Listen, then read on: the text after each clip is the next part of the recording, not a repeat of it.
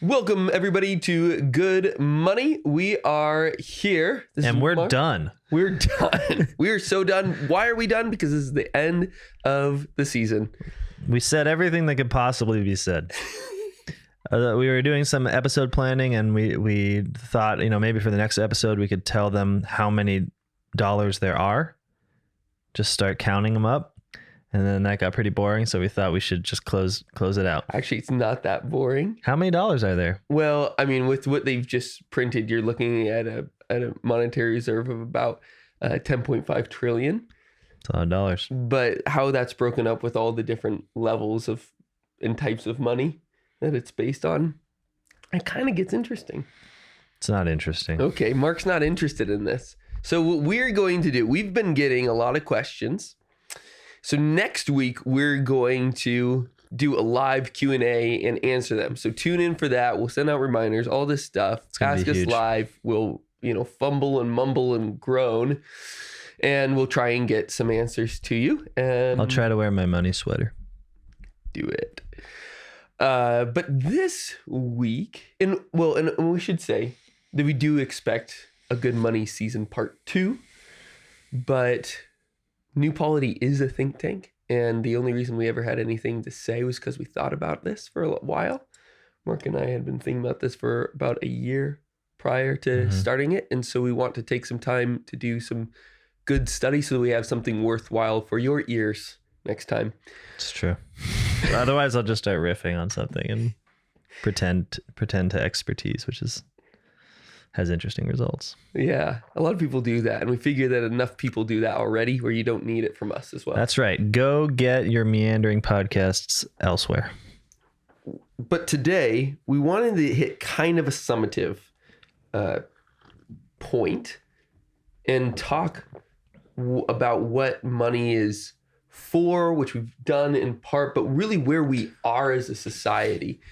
And I think the place to start is that we get all these emails, and just in basic conversations, you've heard it too, I'm sure, that everybody's looking for a good Christian community. I think totally. Part of the reason why the Benedict option, when that came up like a decade ago, was so popular was precisely because people were starting to be fed up with where we are in the political discourse that we're in. Yeah, and I think on a most fundamental level, whenever I do a talk or whenever people reach out, they just want to have communities of friends.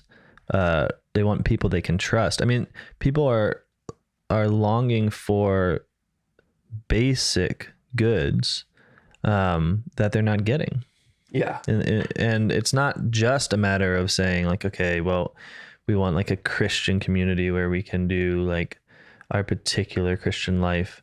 I mean, all that is true, but it's more that for some reason, Christianity, the church seems to have become the last bastion where you can actually have friends in a way where you're trusting people, in the way in which you're not relying on money and power to be the only ways in which a social group can cohere, but you're actually relying on love. Mm-hmm. Now, this is normal, right? We would say, yeah, that's what family and friends are.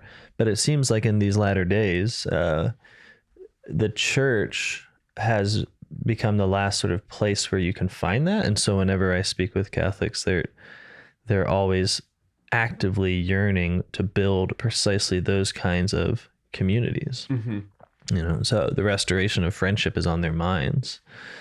And it's sad in a way, right? That we've come to this point, I think. And it's really important that we realize that this is a cycle that we just go through as the church through the years. I mean, the Bible talks about this. I mean, it actually becomes so cyclical that the Book of Wisdom points this out as a cycle that we go through.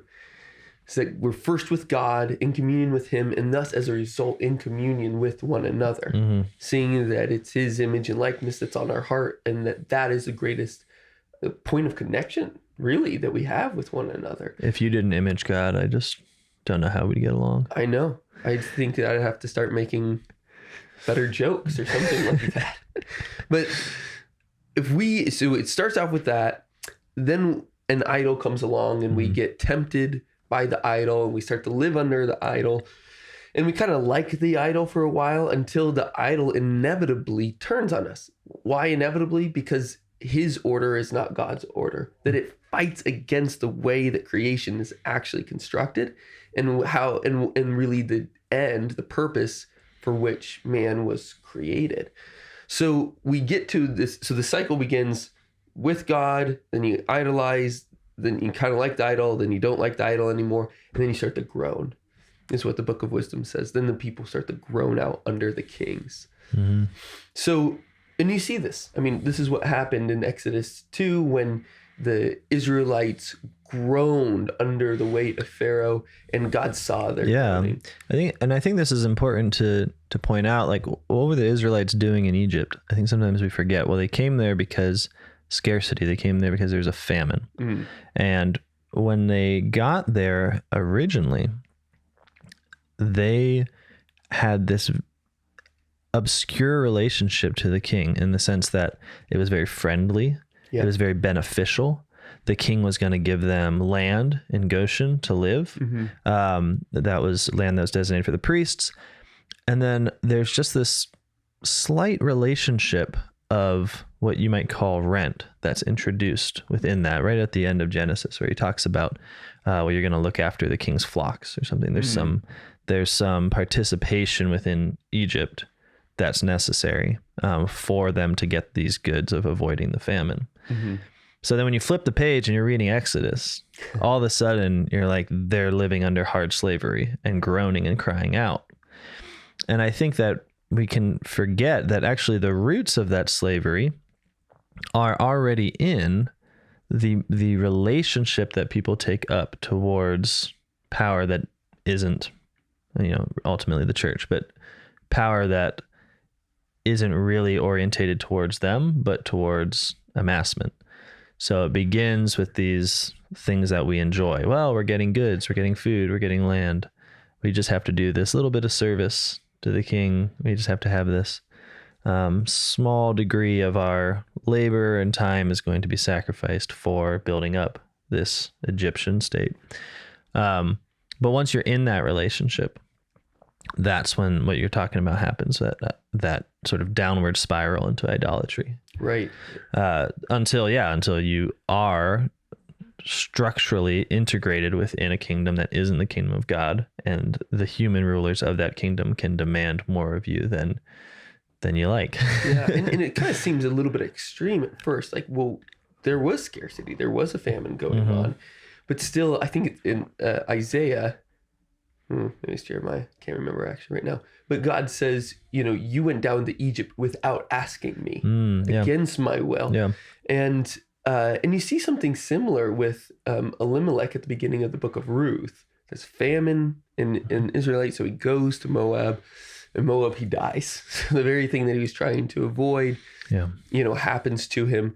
The family starts to suffer, and they need not the system of control, the pagan system of Moab, but they need the friends in Israel. Yeah. And so they go back. Yeah. And so there's always this groaning, this pain that comes about once you're fully encaptured in the system, and then this desire to return to God's community according to his way, according to his law as well, that happens as well. And I think that's just where we're at. When people are asking about how do we create a good Christian community again, they're groaning, and we're groaning, and we're saying that this is something that we've committed. We just need to realize that when we're asking that, how do we create good Christian community? It necessarily implies that we've been idolatrous in some way. Yeah, that's right. And I think especially when you go back to considering how basic these goods that we're yearning for are,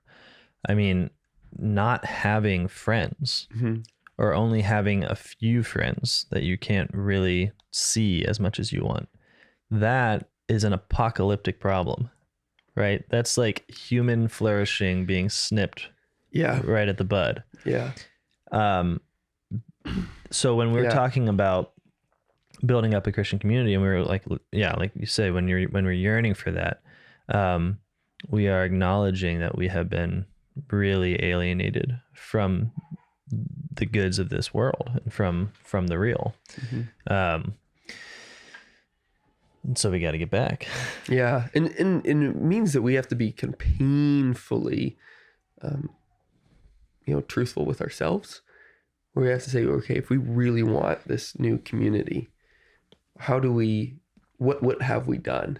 And one of the things that we've tried to point out in this podcast is that money and how we relate to it and relate to others through it, is one of those means by which we've been idolatrous. Yeah, money is a way of making the human world look like the real world. That is to say, it's a particular construction that tries to make itself an accurate description of the real. So with prices, with having a motivation for work, a kind of universal incentive, a universal language, it tries to assert itself as replacing creation in some way, that the real thing is money. And you actually hear this in our language, right? You hear just these little goofy things we say, like, that are obviously untrue, but we say them anyways as sort of pieties, like time is money. It's like, no, time's not money. But it does have that effect of like, well, if money is supposed to be the measure of everything and all time is a choice about what to do with that time, apparently, then yeah, you can make that equation. Or something like money talks. You ever hear that? Mm-hmm. Bad guys say that. Money makes the world go round. Money makes the world round. Everyone has a price. Yeah. These are all supervillain quotes, but there are also just common wisdom that you hear. And what we're talking about is the way in which the money economy strives to encapsulate the real, right? So we would feel funny, I think, to say things like family talks or like friendship makes the world go round. Doesn't that sound lame? Sounds like you need like a really like a rainbow or like a sunset. Yeah. Like friendship makes the world go round. Yeah. But that's part of the degradation of the church in America, is that obviously true things sound silly and obviously false things sound hardcore. Yeah, we need better marketing, don't we? Yeah, we could find better ways to say friendship makes the world go round. But and then we've kind of mentioned some of this. Like part of the reason, the only way that the monetary economy ever works is because it's parasitic upon the gift economy. That the way that we could ever give and receive money to one another for other goods is convincing them that they want what we have, instead of convincing us that a union of life together is best for all of us. And so when we're trying to propose alternatives, instead of the systems that we've created to use money more efficiently and such, to turn instead, to the virtues, we're trying to do what Christ tells us is the purpose of all life, which is to love God and to love neighbor and to become friends with both. So when he says that we are supposed to make friends with the mammon of iniquity, he's talking about that obviously within the whole context of his ministry, within the message of the gospel. And making friends is ultimately first found in being friends with God, within the Trinitarian relation of love, of giving and receiving, of begetting and proceeding, so that we might truly be in union with God. And insofar as we start to unite with God fully and our neighbors start to do that as well, then all of a sudden we start to have a real union with our neighbors again, in and through our beloved Creator. And so if that's the whole point of the gospel, of coming in union with God through sacrifice, and then in union with our neighbor, again, through sacrifice, then money needs to be the artifact that we've created to, redefine relations, needs to be used for that end, right? For actually having real sanctifying relations with others. And the way that we do that is through the virtues. And there's something paradoxical here in that what it means to establish a friendship is for money to no longer be necessary. Precisely. So there's a way in which what Christ is saying is use the mammon of iniquity to destroy the mammon of iniquity. Because the moment that you've established a friendship is the moment that you have a basis for exchange, and valuations that simply can't be valued in terms of money, and you wouldn't want them to be. Yeah. Right. Like we know this. If I give you a gift and you say, oh, I owe you one, I'm going to get you back, I'm going to give you some money for it. It's like, that would ruin the relationship. It would. The friendship knows itself to be beyond such, And people say this, they say never go into business with family or never go into business with friends, because they know that rigorous quantifying is something that just inherently hurts the friendship. Right. You're introducing something inorganic to something that's, most profoundly natural. The rigorous accounting, it doesn't work for the endless self-giving. This is why when St. Thomas talks about monetary exchanges, he says that money is only ever used in occurrences of coercion. He writes, he says that money is only parted with in terms of coercion. Whereas when you give a good gift to one of your friends, you feel like you've almost received a gift as well. Sure. Yeah. Because your lives are so intertwined. You give it to, it's most obvious in marriage. If you give your spouse a gift, well, you get to use it. But there's also the delight that the other person has it. The sacrifice that you have made, the passion that you have, is something that's is filled up. The void of giving is filled up with the joy of the other. But with money, you really don't know the other. You don't have a life in union with them. And so you just part with it, and you're begrudgingly doing so. And so we all start to operate like, I think, the kings of this earth, like the pharaohs, whom the Israelites were enslaved under, because there's not this real union. There's this constant temptation towards idolatry with the artifact of money, insofar as we just use it, insofar as we use it to compel somebody to give us something instead of entering into a relationship of love. And now, in all of this, I want to just be clear that I think it's necessary, that we're just not going to be able to get around it. Saint Bernardine of Siena said as much. He's a great Franciscan saint of the 15th century. He went around, and his main topic was money and the economy on his preaching tours. And he said, as much as I hate this stuff, it's just necessary, like blood is for the body. And so I just want to make sure that that's clear. But it is non-ideal. It's far from what we should be tending towards. And I do think that there is the temptation not just to be under Pharaoh, but to try and be Pharaoh insofar as we use it. Yeah, no, it definitely is not just a neutral tool. It's a tool that shapes its users.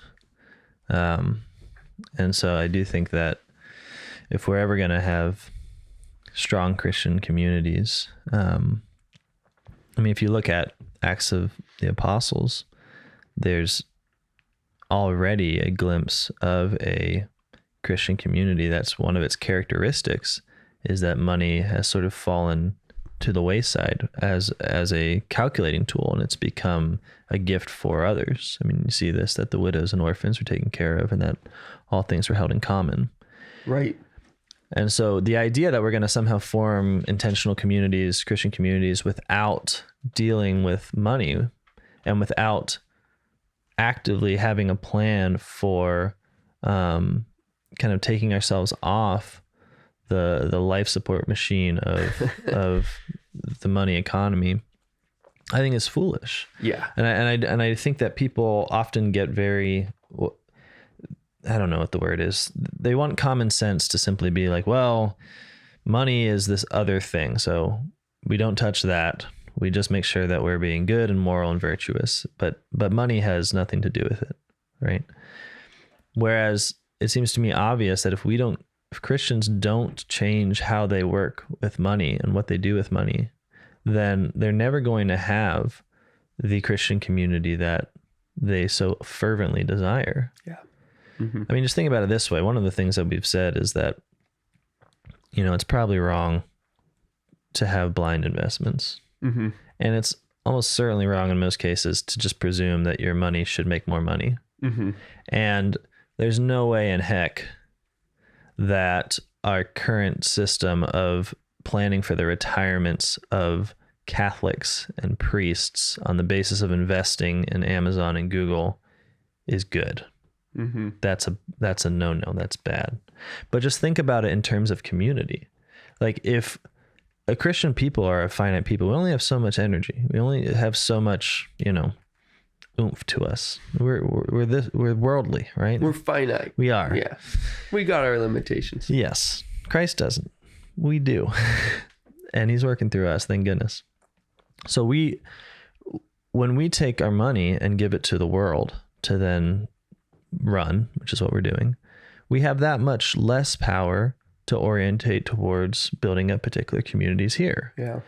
I mean, the 401k makes this really obvious in the sense that you actually say no to having money until a later time in life. Mm-hmm. But that later time in life is precisely the time when you can assume that the community has been most established already. What do we do with the elderly? I mean, ultimately, when we think about retirement, we think about, okay, these people they're no longer the thing that's shaping the community. They're no longer the thing that's definitely orientating the particularities of what the city is going to look like. They're the people that are being served, that are enjoying in some way their rest from their labors. So the idea that we can just not use Christian money and then give it to Christians later, having made investments in the world, but somehow this is going to lead to radical Christian communities. I mean, I think it's just foolish. Yeah, it is. I think it's consequentialist, and I think it's something that we need to sit down and realize is that, like, the whole consequentialist thesis is, I want X in outcome, and I want to get there no matter what it takes. But St. Paul brings this up in Romans when he says, let us do ill that good might come. The only ways that we ever could get to good is by having good, is by doing good. Right. That the means have to be good in order to have a good outcome. Right, because the Christian society is a society of friends, and friends develop because people become virtuous together. Mm-hmm. Friends aren't like people that have shared interests. That's like a bowling league, But Christianity is something a little more than a bowling league. Just a little. Yeah. because they have virtues. So, what I see in someone that's a friend is someone that I know I can trust to be good and to work for my happiness, which is something I can only know through seeing their practice of the virtues, right? And similarly, they look at me and they know that I'm good, and they can say that I'm good and affirm it even when I forget that I'm good, because they see in me the practice of the virtues, and joined together, these things mutually influence each other unto sanctity, because the virtues challenge each other. They make up for what's lacking. This person has patience where I'm impatient. Yeah. You join a social body where you're all helping each other, orientated towards the end of being perfect. And you get to presume that too. I think that's really wonderful. What do you mean? Because you get to presume that the other is searching for virtue. Oh yeah, yeah. I mean, and so there is that, almost a give when the other messes up. It's not the precision that of a machine in the relationship. You understand, totally. We're both suffering in getting to heaven, and sometimes I need to be more patient, or I need Marc to be, I can presume that Marc's going to be forgiving to me when I mess up. Right. It leads to a merciful community, because you're not saying this is a community for the virtuous as if it's by virtue you mean the perfected. Right. That's what we're all aiming at. Yeah. But there is something about seeing habitual good actions, which is what a virtue is, that gives you the assurance in your heart that those actions will continue. And then for someone to not, it's a disappointment, obviously. You're like, this generally patient person is not being patient with me. But it's you understand people as narratives that are moving in this direction. You just understand them as stories, as adventures that are all going off together towards heaven. And that gives you the kind of confidence you need to kind of breathe easy within your community. You're not sitting there thinking like, is this particular bad action indicative of the fact that this person is not in fact my friend? Do I actually live among enemies? It's like, no. You don't have to worry about that, because you are Christian. You're in the church. You're working towards virtue. You're working towards sanctity. Money can't build that kind of social cohesion. No, yeah. Right. It has a cohesion insofar as we have common material interests. I need stuff. I want stuff. I need to get stuff. I need to eat. I need to sleep. Maybe I want things I don't need. But the point is, when we build cities on the basis of all trying to make money, when we build communities on that basis, or when we try to build Christian communities without checking our use of money, so that we still have this fundamental part of our life that's just seeking our material interest and is keeping out friendship and gift and all that stuff, putting that at bay. Yep. Well, we're going to get what we pay for. That's right. I mean, and again, the Book of Wisdom says that in our prosperity, we cannot know our friends. Wow. There's an actual break, a cleavage in the relationship. And then I think there's, another thing we just have to be honest on is that we can't harbor one vice and be virtuous. That is slowly going to overtake the rest of our life and the harm, and especially one that's so inherent, that is inherently social, as greed is, as prodigality is, as meanness, as pettiness, as envy, as they all are. That they start to block out relationships. These are all the vices that oppose, some of the virtues that we've talked about. Well, and on the contrary, the virtues of magnificence, liberality, temperance, when you see them exercised in others, they're always invitations to participation in the common good. And I mean this very practically. If you have someone that's being liberal, it means that gifts are being regularly distributed throughout your community. Yeah. Maybe you're the recipient, maybe your cousin's the recipient. But the point is, gifts are flowing because a particular person is being good.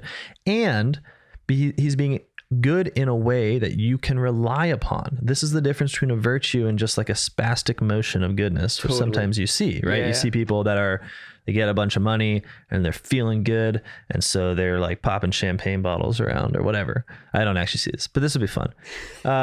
So you drink the champagne, you're great, you're having fun, but then next day comes and they're full of regret for having spent the money. And then, you can't rely on that because it's not orientated towards ultimately becoming a good person. Whereas the person who actually wants to be liberal is involved in a work of shaping his soul into that of the liberal man. You can presume on it. And that I think is the difference between thinking in terms of building up a society as opposed to just like a sort of narrow individualistic moral component, where you're like, well, that man is becoming something, but it doesn't have anything to do with me. It's like, now I get to lean on this man and I get to take part in the fruits that he gives because I know that what he's doing is going to continue. I can build institutions on this basis, right? Yeah. I can start a particular business in a particular way because I know that my town has a magnificent man in it, right? Or I can be less afraid of taking on a risk, right? Because I know that my community has a beneficent man in it. Yeah, I was just talking to somebody, a friend of mine, this last weekend, and he's himself has become quite good friends with another guy who keeps starting really beautiful. I mean even use that term, beautiful businesses. And he only ever keeps $15,000 as his emergency fund for his family of 7. And that's it. And my friend said that it's not because he was listening to Good Money, but just because he had such a strong support network. His family is just so united to one another that they always know that they have one another's backs. I mean, that was something that just existed. Yeah, it just exists, and that you can presume upon, that you have freedom in. It's not the way of the nations. No, it's true. The way of the nations is to alienate you in such a manner that you have no one to fall back upon except for the primary source of power within the society, which is usually configured as the state, the sovereign, the king, but ultimately it's whoever is perceived as holding a monopoly on violence, right? The one that can enforce his will. By alienating people, by getting rid of their friends, when there's a moment of crisis, they always fall back on that power. I mean, and I mean this very practically. Like when something bad happens, who do you call? You call the cops. Ghostbusters. Oh, sorry. Yeah. No, the Ghostbusters can't help you. No, that's right. They don't have the monopoly. They don't have the sovereign power. Yeah. So this is sort of a political concept, but it relates directly to money, because when we place our trust in money rather than in friends in order to save us in times of famine and scarcity and crisis, then, I mean, I guess I just said it. That's what we do. Mm-hmm. We build that habit so that we don't trust others. And in turn, they're not going to build up trust for us. We're slowly losing the capacity to have a community of friends, because we have a certain addiction in a way to turning to money to solve our problems. What are we going to do when we retire? Money. What are we going to do when we get sick? Money. What are we going to do to have fun? Money. What are we going to do to make this place a good place? Money, money, money, money, money, all the way down. And so it's no surprise then we can do all this stuff and maybe we'll even be successful and make money. Mm-hmm. But at the end of the day, we haven't built up a community of friends, because friends are people you rely on. Mm-hmm. And one of the things we did a talk and there was some older folks that were inspired to ask other people if they would take care of them when they were ill. Yeah, that was if they were going to get, if they were going to, okay, we're not going to do this route of just trying to depend on money, but I need to know, are you going to take care of me? Mm-hmm. And it was funny because watching them discuss this in like a Q&A, it's like all the young people perked up because they were like, oh, I'd totally do that. Yeah. Because I think people understand that is the alternative to a security that happens on the basis of money, is a security that happens on the basis of sacrifice, gift, and friendship. Yeah. And they want to be asked to participate in that, but you can't have it both ways. I mean, there has to be the risk of saying, will you take care of me? Will we be friends together? You know, can we do this as a people rather than as constant reliance on a non-friendly source of security, mm-hmm. which orders the world unto the benefit of the orderers. Not to be esoteric. So I think one thing that's coming out clearly is that money is a tool within a larger social order. Mm-hmm. It does fundamentally change it. It's an artifact that changes the way that we relate. But it also is dependent upon a particular understanding of what politics is and what politics is for. Sure. What politics is, the art of living together well. What is it for? In the Catholic tradition, it's clear that it's for virtue, but what does the rest of the world say it's for? And this is our plug for Andrew Jones and Alex Plato's new series, The Principles of Catholic Politics. I don't know if that's what they're calling it. Is that what they're calling it, Alex? We never know what they're calling it. We didn't know what this was going to be called when we started. That's true. This is well within the tradition. Speaking of better marketing, we probably need a better name for them. They'll come up with it. We'll try. But I think what they're going to do is give us the larger vision of what an order should be. Mm-hmm. And then we'll be able to see, I think, more clearly where the place of the virtues falls within it, and then where money could be properly operable within it. Mm-hmm, mm-hmm. But so that will start in 2 weeks. Wow, that's exciting. I'm really excited. I'm excited not to talk, but just to listen. Doesn't that sound nice? Yeah, it will be nice. All right. Well, anything else? Final thoughts? Final words? Well, guys, what a ride. It's been great. We've just been having a riot of a time here. I think that money is I understand it a little less than I did when I started. What do I think? I think that it takes a lot of work to rid the Christian people of their community, of their friendship, to break them up, to make them scared, to make them incapable of actually changing their world, to force them to contribute directly to the building up of Egypt, rather than building up the church. I mean, it takes effort because we really had something. And I think sometimes people look at like the good old days and they don't see it as a fruit of Christianity. because they have some weirdo liberal enlightenment view where just like without Christianity, we're still good old eggs. So they bemoan things as if what happened was just the 1950s became the 1960s, and that was the problem. So they want, why don't we have good, strong families? Why don't we have friends? Why don't we have local businesses and mom and pop shops? Why are we overrun by like woke corporations?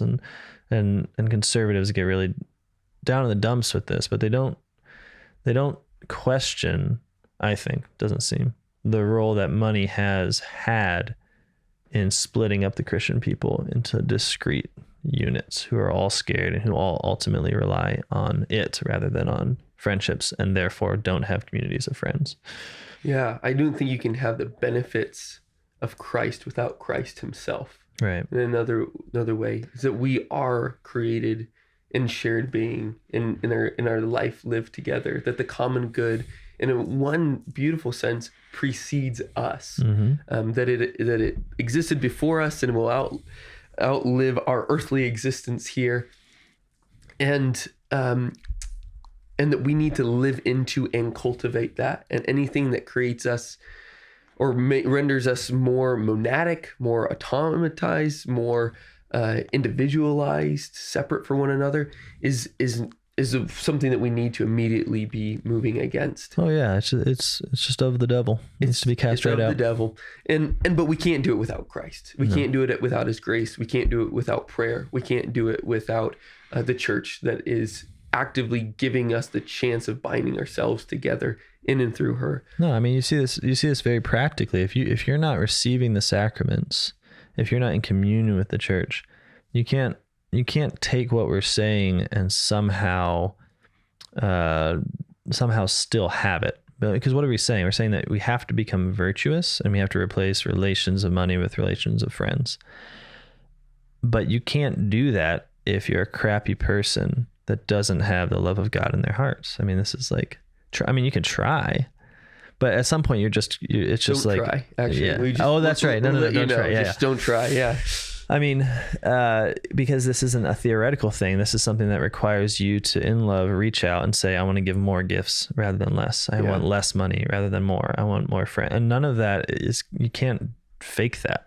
Like, that has to actually come from a heart that's moving towards greater sanctity. Yeah.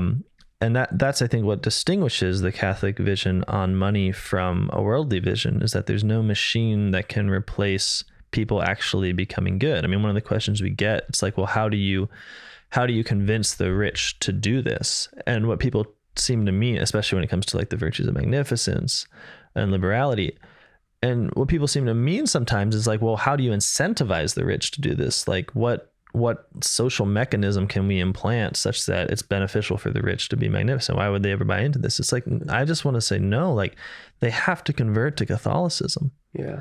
And there is no like avoiding the missionary mandate of the Gospels. There's no like, well, we can achieve this if people just become really convinced about these points of Catholic social teaching. It's like, no, these points, no one would want to do them except if they actually want to become saints.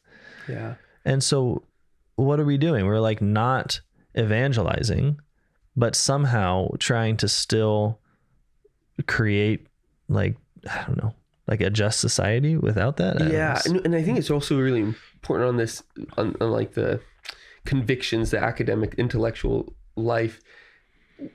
Part of the reason why we need to create a just Catholic social order is precisely for those who don't understand the points.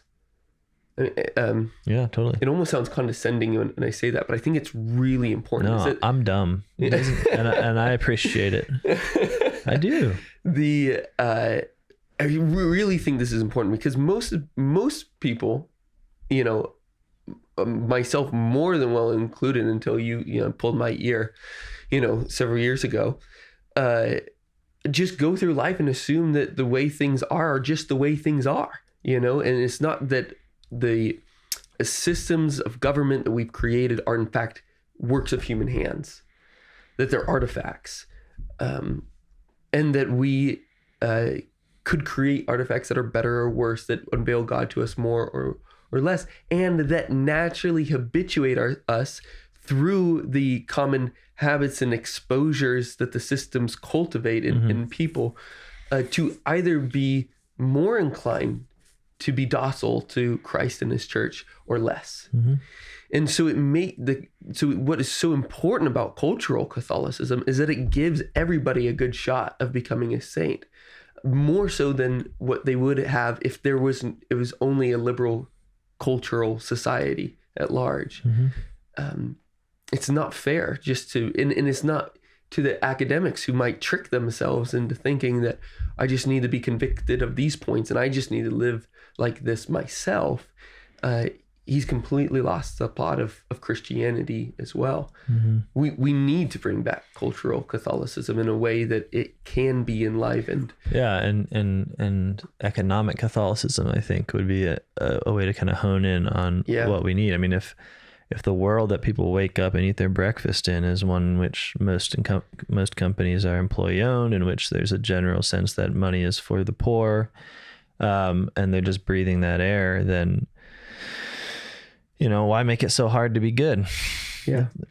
And I think that there's a lot of ways that people have suggested that are moving into relationships of trust and friendship, that are attaining some of those same goods that previously money has relied on. I mean, I am very optimistic. I really see a lot of people forming communities, replacing models of insurance with models of sharing, whether health or life. I see a lot of people at least talking about local currencies. I see a lot of people that are rightly offended by indirect taxes and just don't know where to put that anger. And so they end up kind of weirdo conservatives, I guess. But there's a lot of libertarian, really. Yeah. And I see people quite literally getting their money out of the market and then using that money for great things. I've seen this on multiple occasions, that people that come into contact with the church's teaching, that's one of the actions that they're convicted by. Right. And I think with enough of that, what that actually amounts to is that you're taking power away from the world and you're using it for the church, away from the city of man, using it for the city of God. And if we could do this at enough of a distributed scale, so like many, many people doing it, then it would help us, I think, to realize those words of Christ that the kingdom of heaven is among you. Because I don't think he simply meant like, it's hiding around the corner, I hope you find it. I think part of what that very mysterious saying was to say, you have it within your capacity. Like the powers given to you by grace, right, have the capacity to build up a particular society. It's not something that's impossible. Is it something that can be perfectly done here? No, probably not. But God supplies the grace that we need to change the way we deal with money so as to build up a kingdom of friends. We can do it. There's no reason to despair. I think that it's important that when, like we talk about a lot in the verses from Acts when they held all things in common, but the clause that comes right before that is that there was no needy person among them. Yeah. And I think that had to be revealed to us. Like, I think it's a particular reason why God put that in his revelation in sacred scripture itself, is that I don't think we would believe it otherwise. But as people who are of the church, seeking to be in and with God, one of the greatest ways we can do that is through internalizing his sacred scriptures. And we have to internalize that truth, that it is just a truth, and that with his grace we can get there. It is possible that there will be no needy among you. Yeah. So anyways, we'll look forward to talking with you all next week on the live Q&A. Chat in without your boss seeing, because it'll probably be during work hours. And or just tell your boss to take the day off. Yeah, tell him to ask some questions. Listen up. Yeah. No, I think it'll be really good, and feel free to prepare anything from, just found $10. What do I do? To more nitpicky questions on, I don't know, Aquinas on the virtues or something like that. I mean, we're not that smart, but we have been thinking about this for a little while now. So make good use of us, because after this, who knows what we'll be talking about. All right, everybody. Take care. God bless. We'll see you next week. Goodbye.